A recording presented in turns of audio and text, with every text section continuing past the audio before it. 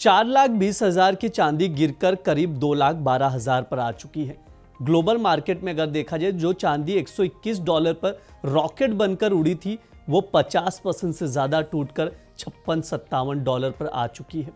हर निवेशकों के मन में बस एक ही सवाल है, ये गिरावट क्यों आई? क्या अब ये और गिरेगी? क्या चांदी $50 के नीचे चली जाएगी? क्या चांदी में 4 लाख का सपना अब हमेशा के लिए टूट जाएगा और जो सारे फंडामेंटल्स थे चांदी के, वो धरे के धरे रह जाएंगे?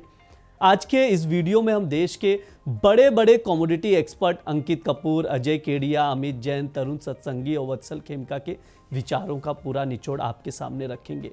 पोल में क्या निकल कर आया वो भी बताएंगे। वीडियो को अंत तक जरूर देखिएगा।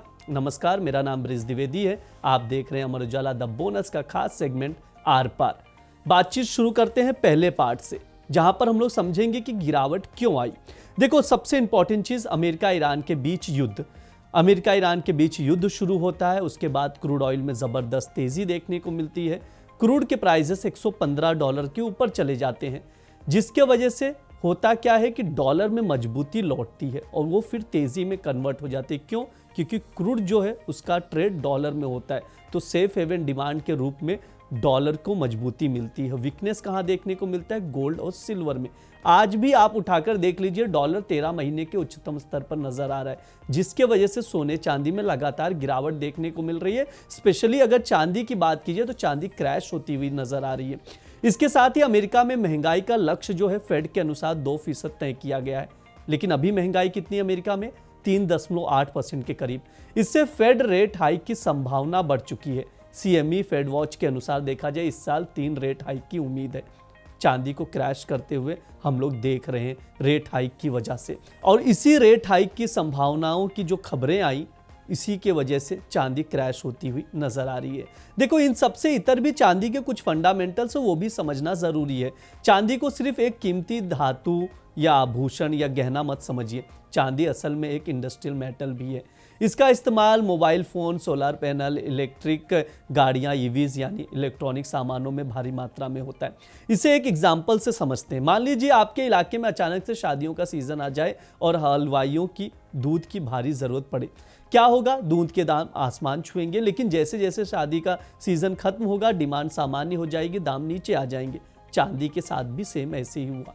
पिछले 3 सालों में देखा जाए, चांदी ने छप्पर फाड़ रिटर्न दिया है, क्योंकि इंडस्ट्रियल डिमांड बहुत ज्यादा थी, लेकिन अब वो डिमांड एक जगह पर आकर ठहर गई है, ऐसा फंडामेंटल्स एक्सपर्ट्स का कहना है। एक्सपर्ट्स अंकित कपूर जी का कहना है कि आज के हिसाब से अगर देखा जाए, चांदी का सही और एवरेज प्राइस जो है, औसत दाम $75 बनता है।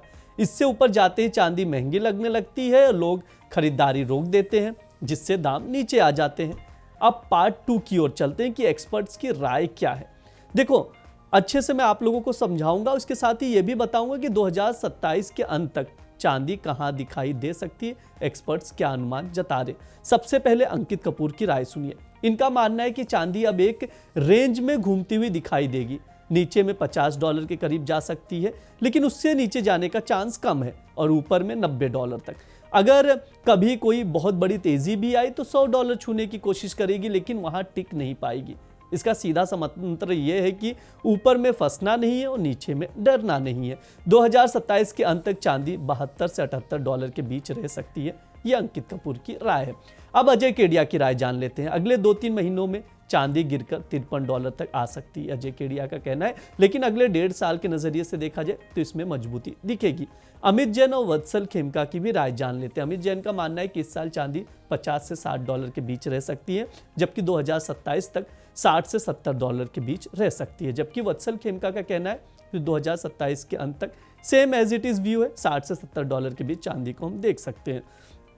तरुण सत्संगी कहते हैं कि वो यहां पर चांदी को लेकर बुलिश है, यानी तेजी के पक्ष में। उनका मानना है कि अगले 1.5 साल में चांदी एक बार फिर से $80 प्रति औंस के पार निकल जाएगी। अब तीसरे पार्ट की ओर चलते हैं। पोल में क्या निकला? देखो, इन सभी एक्सपर्ट्स की हमने राय ली, उनसे पोल कराया कि 2027 के अंत तक चांदी का भाव क्या होगा। तो उसके नतीजे क्या आए हैं, बहुत दिलचस्प हैं और शानदार हैं, चौंकाने वाले हैं। आप ध्यान से देखिए इस चार्ट को, वहां पर पोल में क्या कुछ निकल कर आया है। देखो, $50 के नीचे कहने वाले 0% एक्सपर्ट है। 50 से $60 के बीच 10% एक्सपर्ट मान रहे कि इस बीच रह सकता है। 40% एक्सपर्ट मान रहे कि चांदी 2027 के अंत तक $60 से $70 के बीच रह सकती है, जबकि 50% एक्सपर्ट मानते कि $80 के ऊपर चांदी नजर आ सकती है। अब इस पोल का सीधा सा मतलब समझिए। 50% एक्सपर्ट्स का लगता है कि चांदी $80 के ऊपर जाएगी, यानी लॉन्ग टर्म में चांदी मजबूती तो दिखाएगी। लेकिन जो लोग ये सोचकर बैठे कि चांदी तुरंत दोबारा रॉकेट बनकर 4 लाख, 3.5 लाख या 4,20,000 के स्तर पर पहुंच जाएगी, उन्हें अब एक लंबा इंतजार करना पड़ेगा। चांदी अब कछुए की चाल चलेगी, चीते की चाल से नहीं चलने वाली। अब चौथे पार्ट की ओर चलते हैं। निवेशकों और ट्रेडर्स को क्या सीख मिली? तो भाई इस पूरी कहानी से हमारे ट्रेडर्स और निवेशकों को ये सीख मिली कि कैसे सावधानी बरतनी चाहिए। उदाहरण से समझिए, जब आप किसी मॉल में जाते हैं, किसी कपड़े पर 50% की डिस्काउंट मिलती है तो आप उसे खुशी खुशी खरीदते हैं क्योंकि आपको लगता है वो सस्ता है। लेकिन अगर वही कपड़ा बिना डिस्काउंट के दुगने दाम पर मिले तो आप पैर पीछे खींच लेते हैं। चांदी में भी यही करना है। एक्सपर्ट्स कह रहे हैं कि जब चांदी गिरकर निचले स्तर पर आए, यानी 2 लाख के नीचे, तो डरना नहीं है, बल्कि उसे खरीदने का मौका समझना है। और जब चांदी बढ़कर $80-90 पर पहुंच जाए तो वहां लालच में आकर ऊंचे दामों पर फंसना नहीं है, बल्कि अपना प्रॉफिट बुक करना, मुनाफा वसूली करना है। कुल मिलाकर ये बात है कि चांदी के फंडामेंटल अब भी इसी एक दायरे में रखने की गवाही दे रहे हैं भाव को। शॉर्ट टर्म में देखा जाए तो थोड़ी बहुत गिरावट और आ सकती है, लेकिन 2027 के अंत तक जो है चांदी एक मजबूती के साथ $80 के आसपास जाती हुई दिखाई दे सकती है। ये एक्सपर्ट्स की राय निकल कर आ रही है। आप क्या सोचते हैं 2027 के अंत तक चांदी कहां तक जाएगी? कमेंट में ज़रूर बताइए।